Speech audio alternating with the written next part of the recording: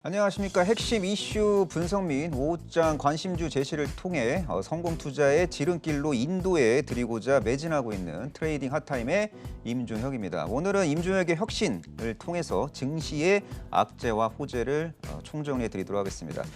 증시의 악재와 호재를 알아야 합리적인 투자 전략을 수립할 수 있습니다. 지수는 호재와 악재의 대립과 충돌 속에서 상승과 하락을 반복합니다. 호재가 부각되면 저점과 고점이 올라가면서 상승 추세가 형성이 되는 거고요. 악재가 부각되면 저점과 고점이 내려가면서 하락 추세를 형성하게 됩니다. 자, 먼저 증시의 악재부터 총정리해 드리도록 하겠습니다.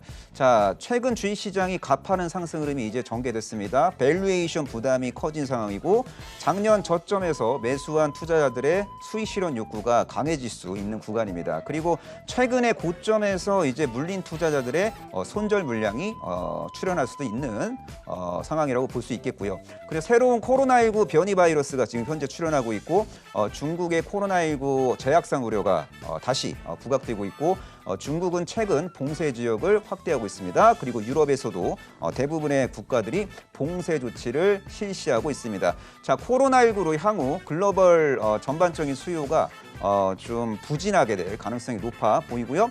그리고 미국의 소매 및 고용 관련된 지표가 좀 부진하게 발표가 되고 있습니다. 최근 미국의 주간 신규 실업수당 청구 건수가 작년 8월 중순 이래 최대치를 기록하기도 했습니다. 자, 그리고 미국의 부채 규모는요, 절대적으로 높은 수준입니다. 대규모 경기 부양책 재원 조달을 위해 법인세 인상이 불가피한 상황이고요. 빅테크 규제 강화 및 법인세 인상 등 반시장 정책이 구체화될 경우 미국 증시를 피곤하게 할 수도 있다고 생각하시는 분들이 많은 것 같습니다. 자, 그리고 미국 국채 금리가 이제 상승 추세로 이제 진입을 하면서 달러 약세 흐름이 주춤해지고 있는 상황인데요.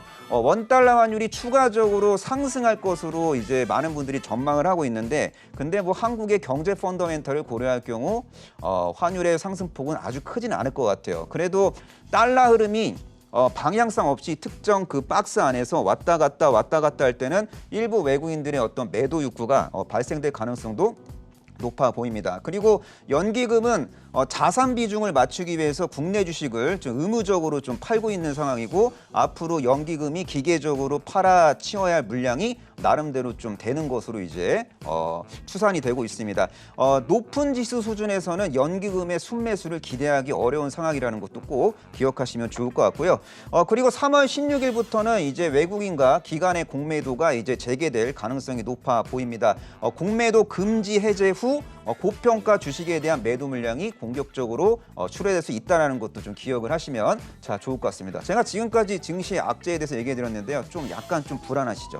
자, 지금부터는 증시의 호재에 대해서 제가 총정리해 드리도록 하겠습니다. 자, 코로나19 백신의 접종이 확대되면서 경제 활동은 시차를 두고 정상화될 가능성이 높아 보입니다. 자, 그리고 미국 민주당이 백악관 상원 하원을 싹 다 이제 장악을 했기 때문에 블루 웨이브가 현실화됐습니다.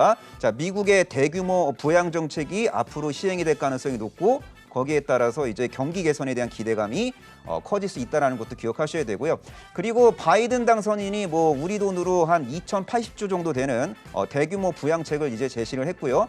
바이든 부양책에는 전 국민 1인당 1,400달러 현금 지급이 포함되어 있습니다. 향후 시차를 두고 미국 소매 지표는 개선이 될 가능성이 높아 보이고, 그리고 미국 비중이 높은 수출 기업들에 대한 기대감, 긍정적인 투자 심리가 형성이 될 가능성이 높아 보입니다. 자, 지금 현재 미국 국채 10년물 금리가 1% 이상에서 지금 현재 거래가 되고 있는데, 최근 전개 중인 미국 국채 금리의 추세적 상승이 달러 강세 압력으로 이제 작용을 하고 있습니다만, 한국 경제 펀더멘털을 이제 전반적으로 고려할 경우에는요, 원달러 환율이 뭐 원사이드로 일방적으로 기조적으로 급등할 가능성은 상당히 제한적이라고 보시면 될 것 같고요. 만약에 미국 국채 금리의 어떤 전반적인 상승 흐름을 조기 긴축 정책의 어떤 시그널로 시장이 해석할 경우에는 증시 변동성은 확대될 수 있는 거잖아요. 하지만 적어도 최소한 적어도 올해까지는 미국 연준이 양적 완화 축소 및 금리 기준금리 인상 카드를 만지작거릴 가능성은 거의 없다라고 보시는 게 바람직해 보입니다. 자, 그리고 개인 투자자들 중심으로 증시 대기 자금이 지금 현재 차고 넘칩니다. 주식 매수를 위한 대기 자금이라고 할 수 있는 투자자 예탁금이 사상 최대치인 74조 원을 넘어서기도 했고, 대형 IPO 이벤트 속에서 투자자 예탁금이 추가적으로 레벨업될 가능성이 높아 보입니다. 작년에 신규 상장된 최대여가 SK바이오팜, 카카오게임즈, 빅히트 같은 기업들이 있는데, 이런 기업들이 상장할 때마다 투자자 예탁금이 의미 있게 레벨업했습니다. 근데 올해에는 작년보다 더 큰 최대여들이 상장을 지금 준비하고 있고요. 자, SK바이오사이언스, SKI테크놀로지, LG에너지 솔루션, 크래프톤, 카카오뱅크, 카카오페이까지 작년보다 더 큰 규모의 IPO 시장이 열릴 것 같아요. 그럼 올해부터 또 특히 올해부터는 개인들에게 배정되는 공모주 물량도 확대가 될 거고, 대형 IPO 이벤트를 고려할 경우에는 개인 주도의 유동성의 힘은 여전히 살아있고 앞으로 더 강화될 수도 있다, 그렇게 보시면 되고요. 자, 그리고 삼성전자가 1월 28일 날 4분기 실적 발표, 잠정 실적 말고 실제 실적 발표와 함께 새로운 주주 환원 정책을 이제 공개할 예정인데, 역대급 배당 정책이 공개될 가능성이 높습니다. 압도적 시총 1위 기업인 삼성전자의 주가 하방이 이제 확인이 된다면요, 지수의 변동성은 축소가 될 가능성이 높아 보입니다. 자, 호재와 악재가 있는데요. 좀 밀리면은 이제 호재 때문에 저가 매수에 올라오는 거고요. 좀 지수가 좀 오르면은 이제 악재 때문에 저항이 잡히게 될 겁니다. 지금 앞으로 지수는요, 강력한 상승 흐름이 전개되기보다는 특정 밴드에서 왔다 갔다 하는 장세가 전개될 거고, 지금의 조정은 이 밴드의 하단을 찾아가는 과정이고요. 밴드 하단은 조만간 알게 될 가능성이 높아 보입니다. 자, 방송에서 못다한 이야기는 오늘 저녁 9시 와운의 홈페이지 공개 방송을 통해서 진행될 예정이고요. 와운의 파트너이자 주식 전문가로서의 제가 제공해드리는 투자 판단에 대한 조언이 궁금하신 분들은 오늘 저녁 9시 공개 방송 많은 참여 부탁드립니다. 지금까지 임준혁의 혁신이었습니다.